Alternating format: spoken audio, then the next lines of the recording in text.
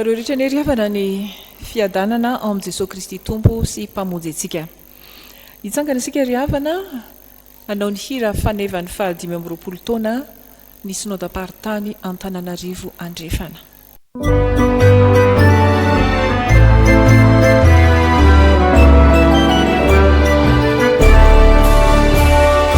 Inurena tsara aminy finona misikina erika andeha mijoro tanokazabelany asa fanompona aza mamalaina fa andeka mazotoro sareno tadideo ny finona mampiasa ny orenankehitrio ka tema eresiana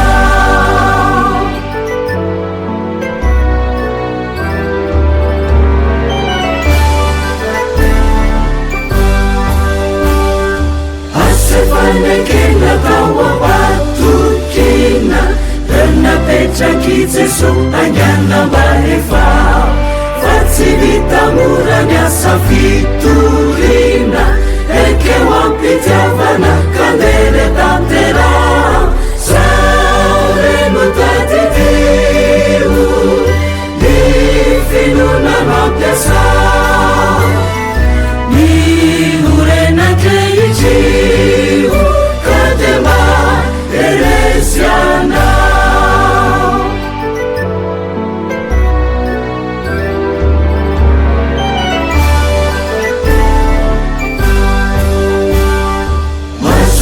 miasa amipifalina fanilanitra arinanjara luvanao kufanyana ariandeka misikina efafalinyanjanao la Jesu tumpunao saureno tatitiu ni finuna mampiasa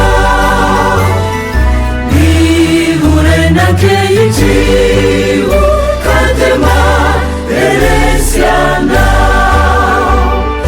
saureno tatitiu ni finuna mampiasa ni urenankeitiu kadema eresiana.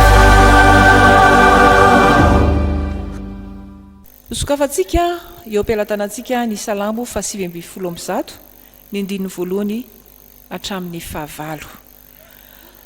Ataontsika ho fiderana an'Andriamanitra zany amin'ity Alahady 14 volana Febroary ity, izay Alahady 9 manaraka ny Epifania ary Alahady ny Baiboly. Ovakitsika amin'ny anaran'ny Tompo ny Salamo 5:20 ny andininy 9 voalohany. Araha ny hira fa 5 sy roanjato ny andininy voalohany sy 7 ary 4 ary efa vita ny vavaka dia mipetraka ianareo. Amin'ny anaran'i Jesosy, sambatra ny mahitsy lalana izay mandeha araka ny lalan'i Jehova, sambatra izay mitandrina ny teny vavolombelony ka mitady azy amin'ny fo rehetra. Eny, izay tsy manao ratsy fa mandeha araka ny lalany. Ianao namoaka ny didinao mba hotandremana tsara, engane ka ho tafatoetra ny lalako, hitandremako ny didinao. Dia tsy homenatra aho raha mandinika ny didinao rehetra. Hideranao amin'ny tsimpo aho, amin'ny anarako ny fitsipika marina. Ny didinao no hotandremako, aza dia mahafohay ahy ianao. Amen.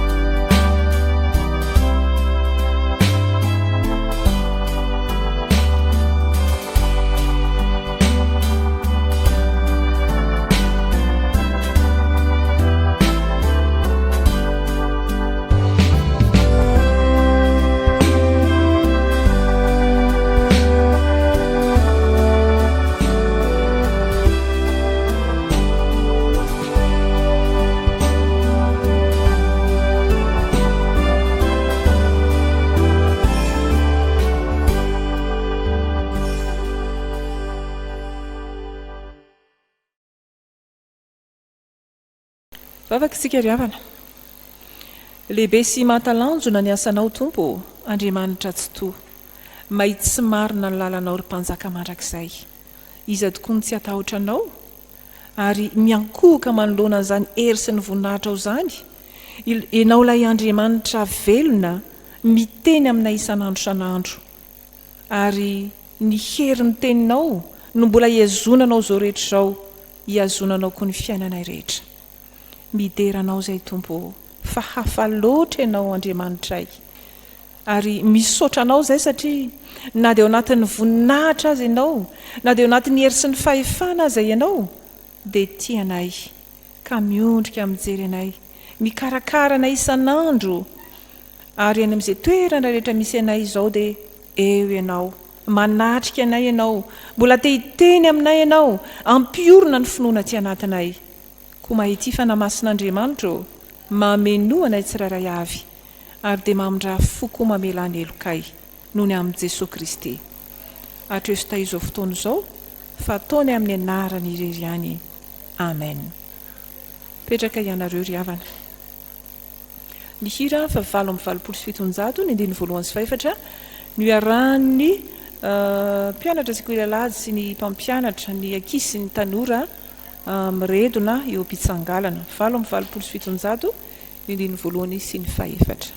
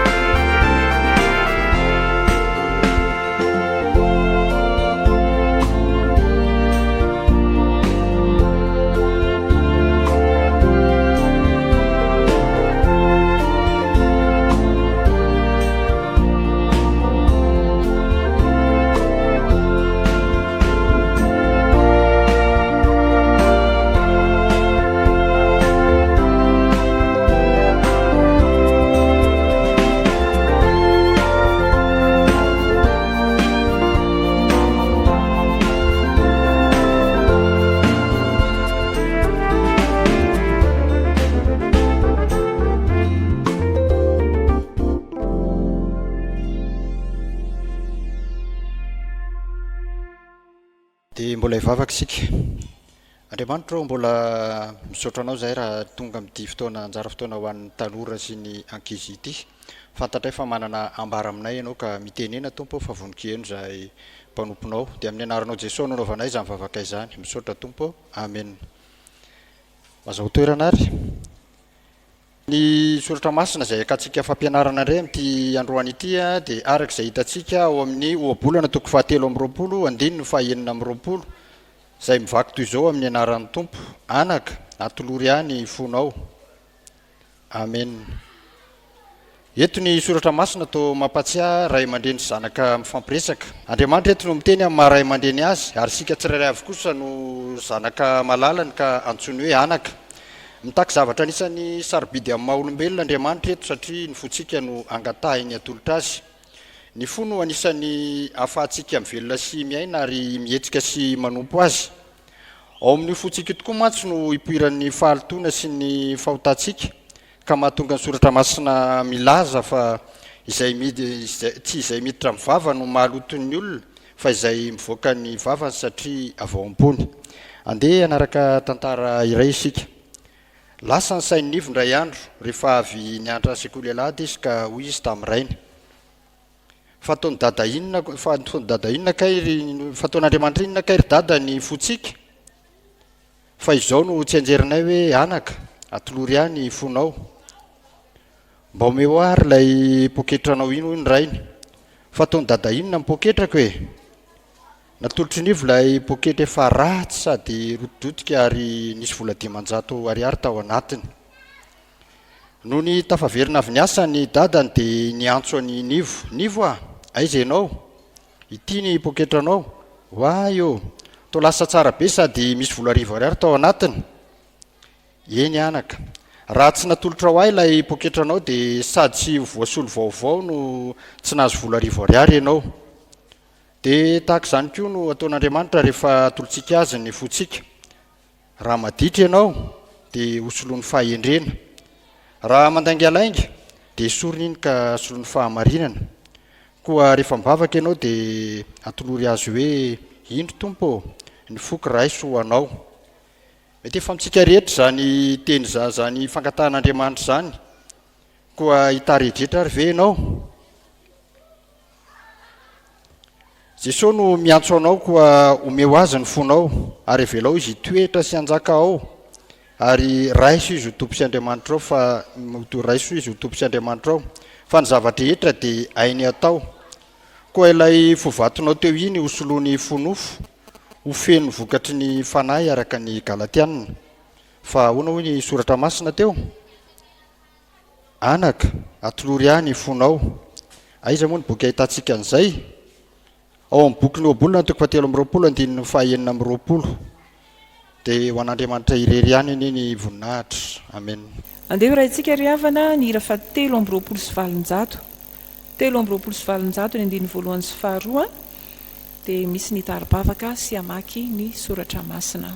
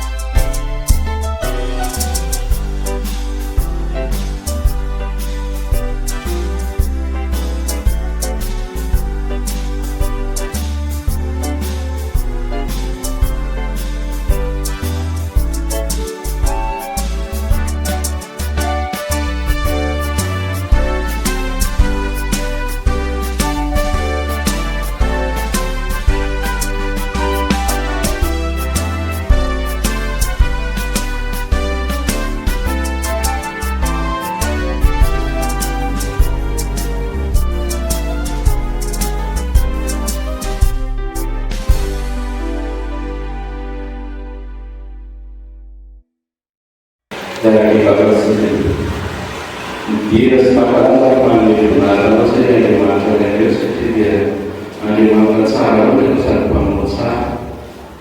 Akhirnya dia faham betul seperti dia bangsa besar dia dari Indonesia ikan yang kuala bakat kafan yang masing-masing biar kuala itu saya amakan tino afan sudah cara memakan tino semisal saya tino rasa yang ni realidad se disfruta y que familiar que mala casa en casa se vaya a la afán mamita familiar cuando se vieron su familiar eso hay ni una de que se vieron su familiar eso ya mala casa en casa se va y usa camisas de esa afán no es que tiene tiempo de hacer camisas kalau bukan full bertanggung anjing ilmu apa misalnya dia bikin enak kalau punya sebenarnya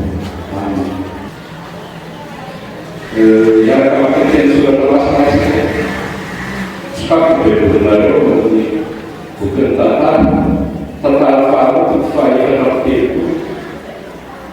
tamin'ny fasiaroa hatrany fahatelo telopolo farany tantara faharoa faefatra ny telopolo ny fasiaroa hatrany fahatelo telopolo farany rehefa samela dia izany maikasa delanako ary mpanjakana nena olona ka nampivoren'olony Judas Jerusalema rehetra dia niakatra ao an-tranon'i Jehova ny mpanjaka sy ny lehilahy rehetra tamin'ny Judas sy ny mponina tany Jerusalema mba hamosorona sy ny Levita ary ny vahoaka rehetra na lehibe na kely. Dia novakely manatrehany ny teny rehetra teo amin'ny bokin'ny fanekena izay hita tao an-tranon'i Jehova. Ary ny mpanjaka nitsangana teo amin'ny fitoerana rino dia ny fanekena teo anatrehana Jehova analaka sy hitanana ny lalàna sy ny teny vavam-potoena ary ny didy amin'ny fony rehetra sy ny fanahy rehetra. Hakatoy teny fanekena izay voasoratra ao amin'ny zamboky izany. Sady nafikiro tsara koa ny olona rehetra tany Jerusalema sy ny Benjamina. Ary ny mponina tany Jerusalema dia nanao araka ny faneken'Andriamanitra dia Andriamanitra ny lazana. Ary Josiana nanaikitra ny fahaveravitana rehetra tamin'ny tany rehetra izay an'izany Israely sady nandidy izay rehetra teo amin'ny Israely hanompan'ny Jehovahandriamanitra. Tamin'ny andro rehetra niainan'i Josia dia tsy mba niala tamin'ny fanaranan'i Jehova Andriamanitra ny razana. Amen. Hotoizantsika ny famakiana ny soratra masina araka izay hita ao amin'ny filazantsara ny soratan'i Jaona fahaenina andininy fahaenipolo hatramin'ny faharaiky amby fitopolo. Rehefa hita dia hovakiana amin'ny anaran'ny Tompo. Koa maro tamin'ny mpianana no nandre dia nanao hoe sarotra izany teny izany, iza no mahay izany. Ary fantatry Jesosy tao am-pony fa nimonona tamin'izany ny mpianana. Ka dia hoy izy taminy, matafotoana nareo va izany? Maika raha mahita ny zanak'olona niakatra ho any amin'izay toerany taloha ianareo. Ny fanahy no mahavelona, ny nofo tsy mahasoa inona na inona. Ny teny izay lazaiko taminareo dia fanahy sy fiainana. Fa misy ny sasany aminareo izay tsy mino, fa fantatry Jesosy hatramin'ny voalohany izay tsy nino sy izay hamadika azy. Ary hoy izy, izany no ilazako taminareo fa tsy misy olona mahay manampona ahy raha tsy nomeny ray azy izany.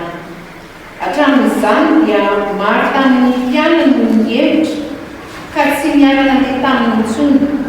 Dia hoy Jesosy tamin'ny 12 lahy, ianareo koa va mba te hiala? Simona Petera namaly azy hoe, Tompo, akany amin'iza moa izahay? Ianao no manana ny tenin'ny fiainana mandrakizay. Ary izahay mino ka mahalala fa ianao no ilay masin'Andriamanitra. Jesosy namaly azy hoe, tsy izao va no mifidy anareo 12 lahy? Nefa ny anankiray aza dia tevoly. Fa izy no lazan'i Jodasy sady Simona Iskariota, fa izy no ilay efa hamadika azy, nefa isany 12 lahy. Hotoizantsika ny famakiana soratra masina ao amin'ny bokin'ny Hebreo toko fahaenina ny andininy fahatelo ambin'ny folo ka hatramin'ny faha-20. Hebreo toko fahaenina andininy fahatelo ambin'ny folo hatramin'ny faha-20 amin'ny anaran'i Jesosy. Fa Andriamanitra nanao teny fikasana tamin'ny Abrahama, ary satria tsy nisy lehibe noho ny tenany izay nataony izay azo nianianana, dia nianina tamin'ny tenany izy ka nanao hoe, hitay anao tokoa aho ary amaro dia amaro anao. Ary arak'izany rehefa naharitra tsara Abrahama dia nahazo teny fikasana. Fa ny olona dia mianina amin'izay lehibe noho ny tenany, ary ny fianianana dia ataony mba hahamafy ny teny, ampitsahatra ny fifandirana rehetra. Ary amin'izany raha Andriamanitra te aneho koa amin'ny mpandova araka ny teny fikasana ny tsy fiovan'ny sitrapony, dia nataony mafy tamin'ny fianianana izany. mba ho zavatra tsy mety miova izay tsy hain'Andriamanitra andaniana no azahoantsika fanompofoana mafy dia isika izay nandositra hiazona ny fanantenana napetraka eo alohantsika izay ananantsika ho vatofantsiky ny aina sady mafy no tsy miefika ary miditra ny anatin'ny hevitra namana tany no nidiran'i Jesosy ho mpialohantsika rehefa tonga mpisorona be mandrakizay araky ny Fanaon'Melkisedeka izy.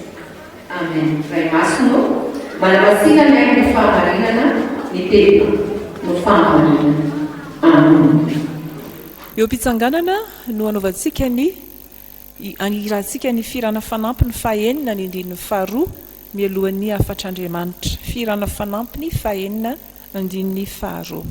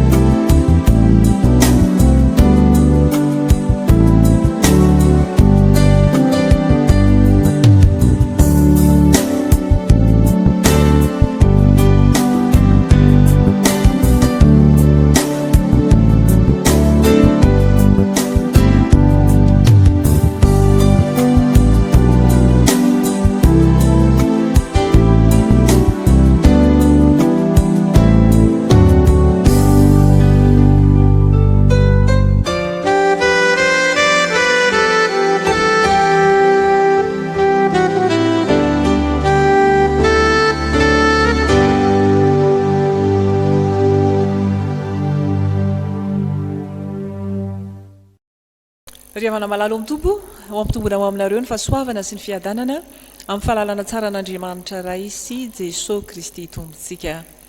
Iarabantsika rehetra mahatratra ity alahady ny baiboly ity ary ny fiadanan'ny tompo ho amintsika mandrakariva.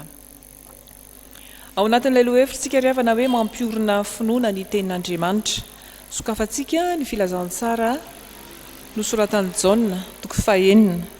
Jaona toko fahenina efa novinahiko teo izany fa ny andininy fahavalo ambinipolo fito ambinipolo sy fahavalo ambinipolo no vakintsika averintsika vakina amin'ny anaran'ny tompo manao hoe dia hoy Jesosy tamin'ny 12 lahy ianareo koa va mba te hiala? Simona Petera namaly azy hoe tompo ankany amin'iza moa zahay? Ianao no manana ny tenin'ny fiainana mandrakizay ary izay mino ka mahalala fa ianao no ilay masin'Andriamanitra. Ry havana malala, rehefa mijery an'ity tenin'Andriamanitra ity isika, indrindra ny valiteny nataon'ny Simona Petera ho solony tenan'ny mpianatra ny hoe tompo ankany amin'iza moa zahay? Ianao no manana ny tenin'ny fiainana mandrakizay, izay mino ka mahalala fa ianao ilay masin'Andriamanitra. Dia valim-panontaniana izay napetraka Jesosy tamin'ny mpianatra 12 lahy zany. Ny mpianatra 12 lahy izay nitenenin'ny tompo manao hoe ianareo koa va mba te hiala? Hitantsika amin'izany ry havana fa io tenin'Andriamanitra enoina io dia mitaky safidy mazava, mitaky safidy mazava ny tenin'Andriamanitra izay enoina. Hitantsika amin'izao perikopy izao manomboka amin'ny andininy 100 fa safidy izay nataon'ireo mpianatra maro ny niala tamin'i Jesosy Kristy, ny hemotra fa tsy nanaraka an'i Jesosy Kristy. voalaza mihitsy zany ao amin'ny 1 manao hoe maro tamin'ny mpianany nonona ndray dia nanao sarotro zany teny zany iza no mahaino zany ny 1 dia hoe hatramin'izany dia maro tamin'ny mpianany no niemitra ka tsy niara-nandeha tamin'i Jesosy intsony. Ny safidy zany eto izay hitantsika tamin'ireo mpianatra maro ankoatra ny 12 lahy zany dia ny fiemorana, ny fialana tsy hanaraka an' Jesosy Kristy. Inona no antony? Satria rehefa nampianatra Jesosy niditra lalina tamin'izany fampianarana zany mikasika ny mofinaina, satria izay moa no tena misongadina amin'ity Jaona 9 ity, nitorian' Jesosy ny tena no mofinaina dia tsy azony zareo mihitsy. Inona zany lazain'ny tompo zany? Iza no mahaino zany? Ny monomonina ireto mpianatra reto,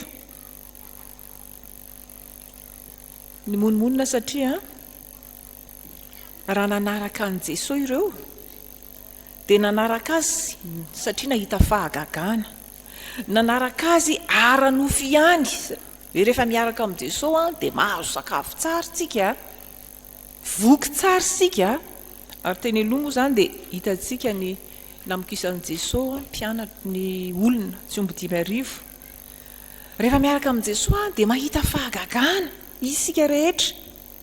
Dia izay fisaina ara-nofo izay ihany fa tsy nisy finoana lalipaka tamin'ireto mpianatra maro reto. Ny monomonina mangina ary aman-Andriamanitra an'i Jesosy dia fantany.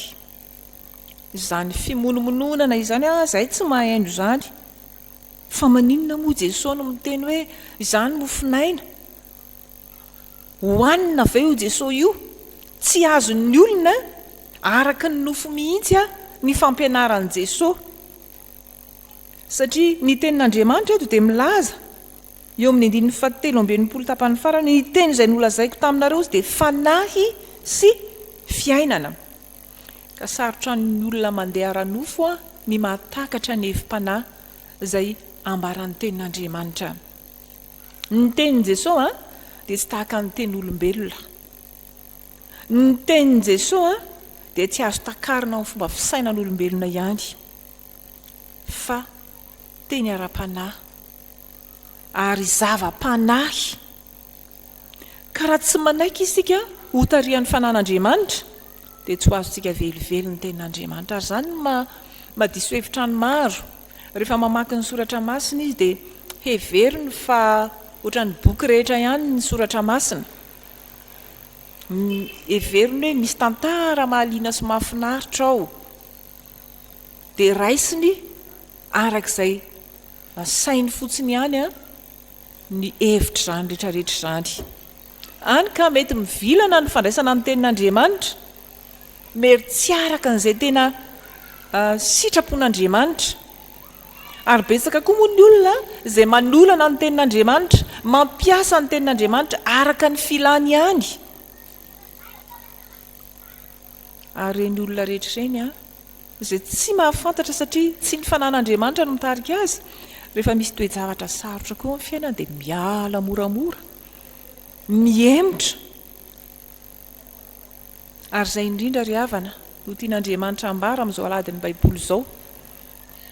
Misaotra an'Andriamanitra tsika fa nomeny an'izany Baiboly izany mirakitra ny soratra masina misy ny tenin'Andriamanitra, teniny izay fanahy olay 17 voadika amin'ny teniny malagasy zany, kanefa tsy ho azontsika velively raha tsy ho an'ny fanahy masina izay mitarika atsika. Ary zany mahatonga antsika hoe alohan'ny amakiana ny soratra masina tsy aty any tranon'Andriamanitra ihany fa any tokantrano tsirairay avy ihany dia mila isika ny fangatahana ny fitsolovan'ny fanahy masina. Mitondra fiemorana ho an'ny olona zany fiainon'ny tenin'Andriamanitra rehefa tsy takatry ny sainy zany, rehefa tsy azony zany. Fa ny faharoa izay hitantsika eto, izay vali teny mihitsy nambarany Simona Petera moa solo tenany mpianatra rehetra mpianatra 12 lahy izy dia ny hoe tompo ankany amin'iza moa zahay ianao no manana ny teny fiainana mandrakizay. Eo zany dia ahitantsika tena finoana lalipaka tamin'izy tamin'ireo mpianatra ireo ary tsy nihemotra izy nanao an'izany valiteny zany valiteny mpinoana izany valiteny nataon'ny Simona Petera izany manambara fa tsy misy azo ampitahaina amin'i Jesosy Kristy na iza raha milaza izy miteny ankany amin'iza moa zahay tsisy ny azonay arahana tsisy azonay anteherana afa-tsy ianao tsisy azo ampitoviana aminao na iza amin'izay hoe olona manampahalalana manampahaizana ianao ihany no Andriamanitra ianao le mahalala ny zavatra rehetra ary hitany teo moa zany hoe reto mpianatra niemotra ngeka fantatry Jesosy tany anatin'ny fony tany anatin'ny sainy mahalala ny zavatra rehetra Jesosy Kristy manana fahefana amin'ny zavatra rehetra ihany koa izy ary efa nasehoany zany tamin'ny alalan'ny teniny tamin'ny alalan'ny asany mampiorina finoana amintsika koa zany ry havana raha manontany amintsika ny tompo ianareo ve mba te hiala amin'izao fahasarotan'ny fiainana izao indrindra sarotra ny manaraka ny tompo be ny sehitra samihafa misy ny fakapanahy ny fizahan-toetra fa raha mipetraka amintsika ny fanontanian'i Jesosy ianareo ve te hiala fa rehefa miala nge tsika afaka manao izay tiantsika atao indrindra amin'izao fiainana izao rehefa tsy manaraka amin'ny tompontsika fa manaraka amin'ny zavatra hafa dia hoy ny olona hoe dia velona tsara tsika satria malala fompontsika manao ny fanaony rehetra tsika fa nareo izay milaza fa manaraka amin'ny tompo dia olona voafe olona borne tsy fantany anefa fa ao amin'io tenin'Andriamanitra io misy ny tena fiainana ary zay le lazainao amin'ny 17 hoe ny teny izay nolazaiko taminareo dia fanasy fiainana ka tsy misy azo ampitahaina amin'io Jesosy Kristy io ary izany valiteny izany koa dia maneho mihitsy azany hoe ianao ihany no manana ny teny fiainana mandrakizay ianao no manana ny teny fiainana mandrakizay izany hoe ilay teny manome hery ho amin'ilay fiainana mandrakizay hery manome fiainana mandrakizay io tenin'Andriamanitra io teny fiainana izy io tsy hoe nonoina fotsiny fa io hatrany ampahariana dia io nahariana izao tontolo izao nanome aina ny voary rehetra izy io rehefa nalaoko ny vavan'Andriamanitra ary tahaka an'izany koa rehefa miteny Andriamanitra dia mahary zavatra vaovao manome fiainana ho an'izay rehetra mandray azy ny tenin'Andriamanitra ary tsy iza kory izany tenin'Andriamanitra izany fa i Jesosy Kristy ilay teny tonga nofo tahakatre Simona Petera izany dia hoy izy hoe ianao no manana ny teny fiainana mandrakizay fa naninona koa zareo mbola nifikitra nanaraka an' Jesosy dia amafisiny tsara zany eo amin'ny 19 izay mino ka mahalala ho izy fa ianao no ilay masin'Andriamanitra ianao no ilay masin'Andriamanitra zany hoe ianao ilay voahositr'Andriamanitra ary tany aloha Petera rehefa nanontanian'ny tompo ny mpianatra hoe ataon'ny olona ho iza moa ny zanak'olona dia Petera ihany moa zany no tena solo tenan'ny mpianatra manao hoe ianao no Kristy zanak'Andriamanitra velona izany hoe ilay masin'Andriamanitra dia maneho fa izy no Kristy izy no ilay voahositra hitondra ny fahotantsika teo amin'ny azo fijaliana izy no ilay voahositr'Andriamanitra hamonjy antsika mba handovaditsika ilay tena fiainana ka tsy ilay fiainana mandalo ihany fa miantoka ny mandrakizay atsika ao amin'ny tenin'Andriamanitra no andraisantsika an'izany ny tenin'Andriamanitra no manome atsika izany fiainana izany koa amin'izao aladiny baiboly izao dia amporisihana isika rehetra amaky, andalina, iaino, hianatra mihitsy ny tenin'Andriamanitra ary tsy hianatra fe hianatra amin'ny heritsaitsika fa indrindra amin'ny fitarian'ny fanamasina dia hitombo isika amin'ny finoana ary tsy hisaraka amin'i Jesosy Kristy isika fa hanaraka azy na mora na misarotra fa izay no safidy tsara indrindra tian'Andriamanitra ho raisitsika isaky ny miaino ny tenin'Andriamanitra isika. Dia ampaherenao ane izany teny tompo izany ary anaovanao safidy mazava tsara aizanao mandray fa io teny io ngeka zaty fanahy ny fiainana dia ho aminao ny fiadanan'ny tompo. Amen.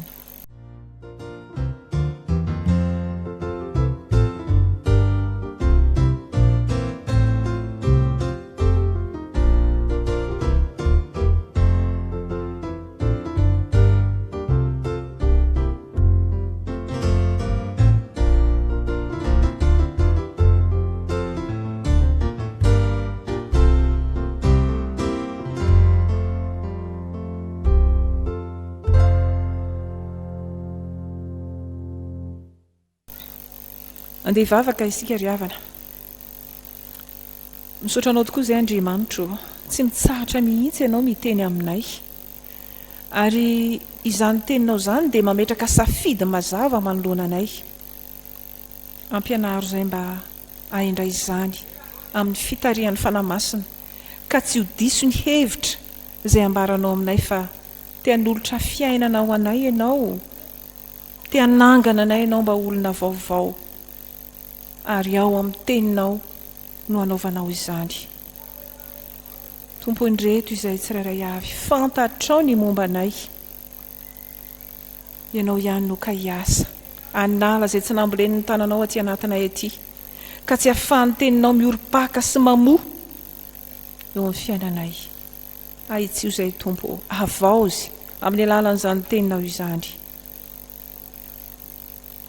Mivavaka izahay ho an'ny fikambanana mampiely baiboly malagasy. Efa sitrakao ny sin'izany teto anivon'ny tany sy ny firenena. Misaotra anao no ireo ezaka maro be izay efa ataon'izy ireo amin'ny fampielezana izany baiboly izany.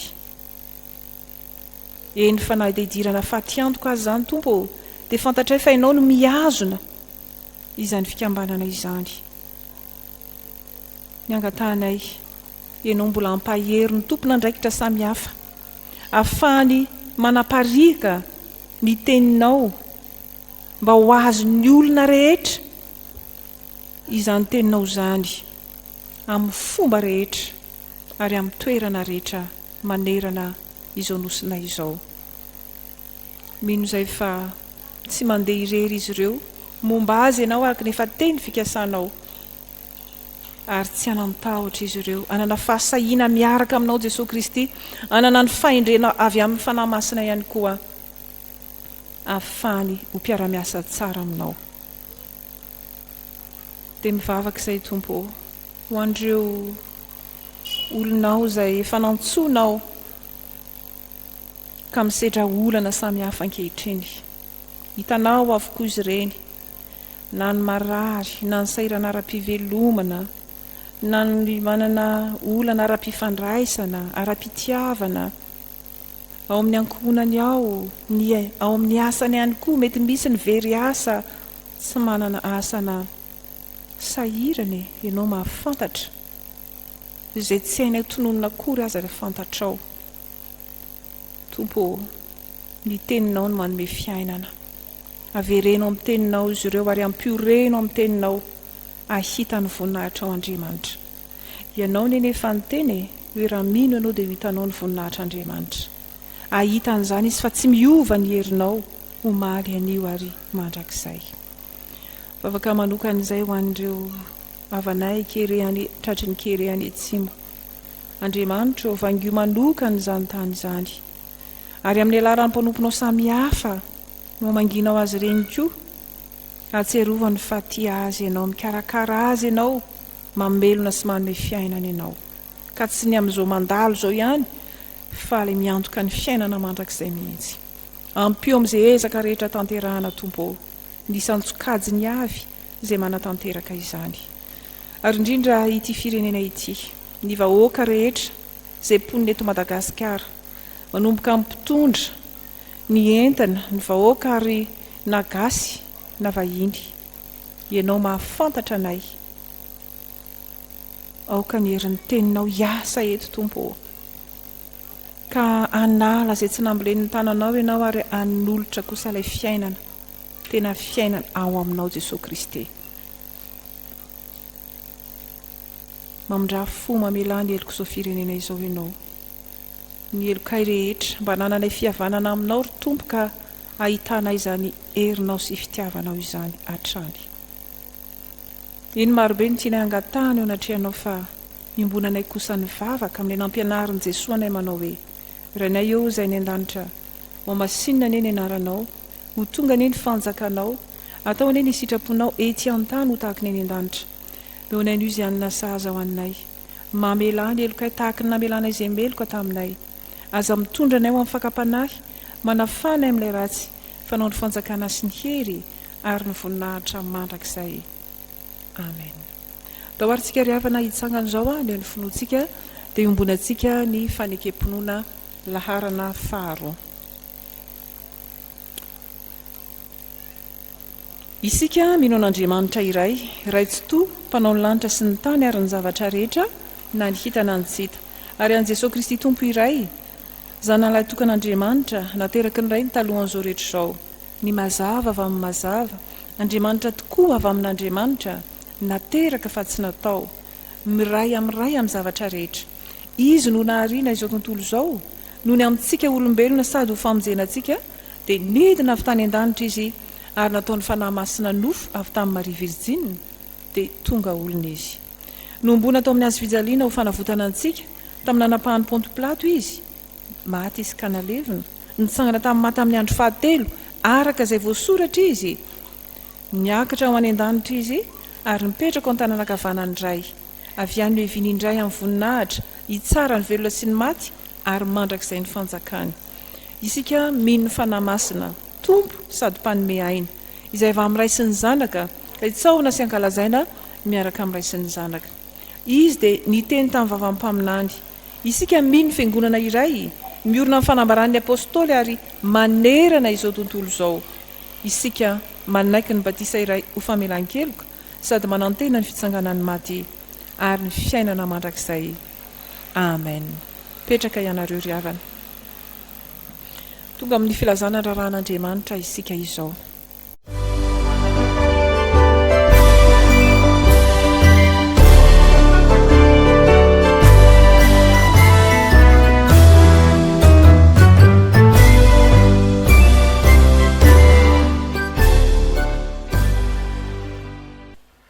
ao anatin'ny fanarana ny raran'Andriamanitra isika izao ry havana hoy ny tenin'Andriamanitra amintsika ny fanahy no mahavelona hoy Jesosy nofo tsy mahasoana inona ny teny izay nolazaiko taminareo dia fanahy sy fiainana izany tenin'Andriamanitra noraisana avy amin'ny filazantsara ny soratany Jaona toko fahenina ny andininy fahatelo amby enimpolo izany no iarahambanatsika rehetra mpianaka avy amin'ny fonina manaraka ny tambajotra tserasera miaraka amin'ny FJKM Ambohijafy Fanantenana amin'izao Alahady ny Baiboly Alahady 14 Febroary taona 2022 izao fitan'Andriamanitra ho amintsika rehetra sotran'Andriamanitra isika mbola afaka mandray ny afatra ny filazantsara amin'ny alalan'izao tambajotra tserasera izao miaraka amin'ny FJKM Ambohijafy Fanantenana ary miarabanao manokana ao anatin'izao Alahady ny Baiboly izao ampahafantarana antsika fa mitoetrany ny asan'ny komite fantarana fiangonana ny lalotra anatiny sy ny fanadiovana ny trano no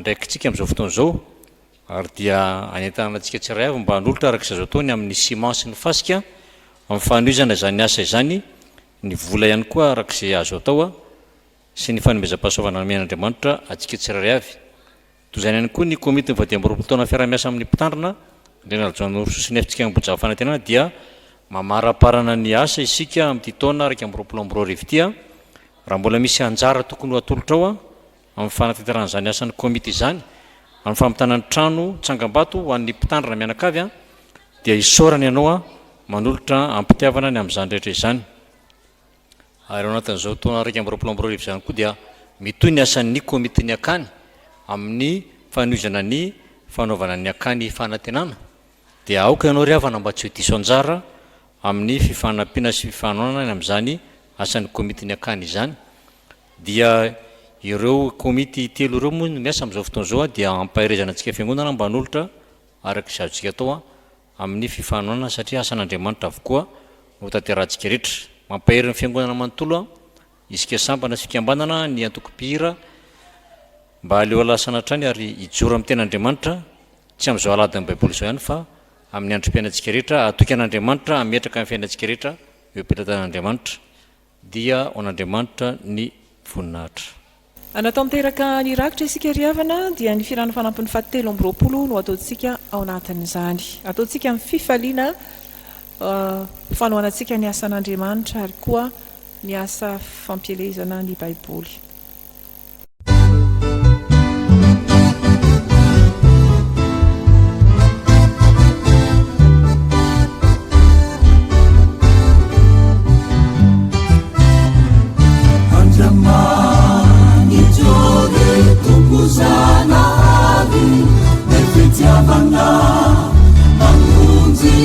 Mameluna Vatula Bituke Simifida Famaharita Mandakizani Raniye Totani Demandanu Yani Nuva Uva Jajaterana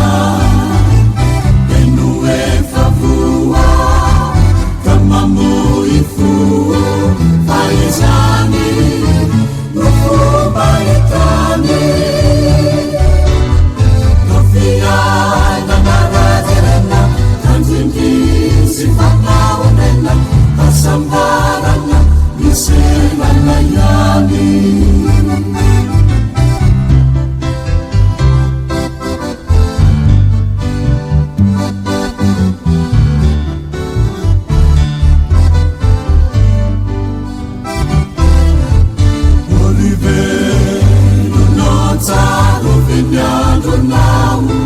Famandaluti, Pamana Pitanunana, Katande Musava Inayana, Zakukuruza, Ulemunamukuma,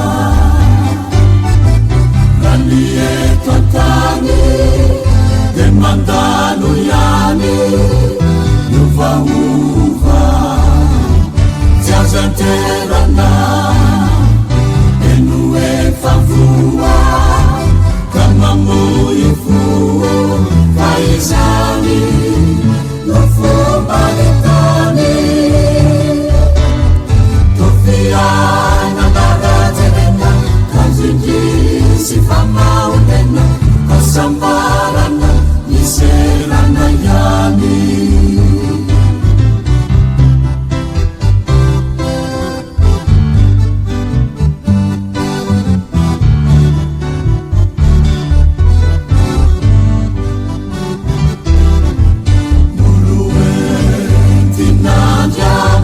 Tutarana Tausiana Tatibu Wafamana Fateso Panzaka Nuitara Kahanavaka Nitara Simirati Kaniye Katani Demandano Yani Yuva Uva Jajaterana Enue favua Kamamuifu Paisani Nufu Balitani Tofiana Naraterena Kanjindi Sifamaunena Asambarana Liserana Yani.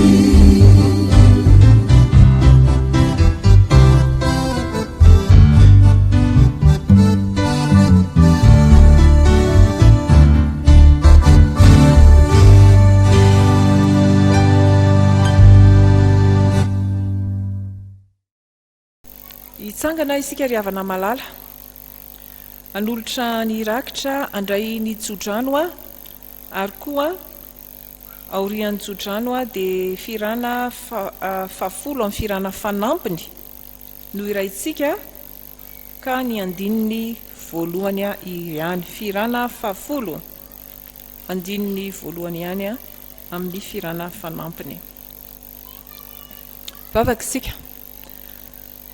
Tomponay eo Andriamanitra, tompony lanitra sy ny tany, ianao ary ny zavatra rehetra dia anao avokoa.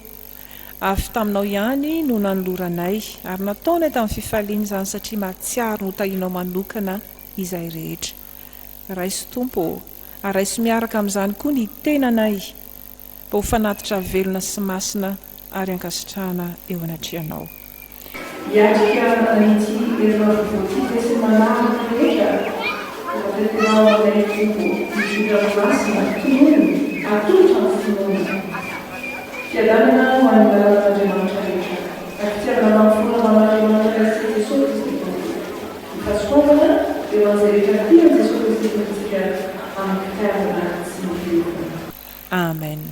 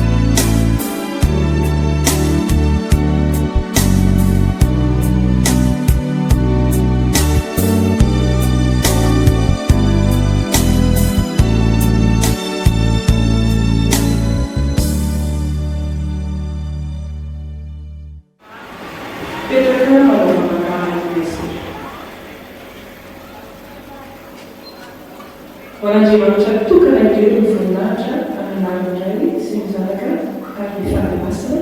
Amen.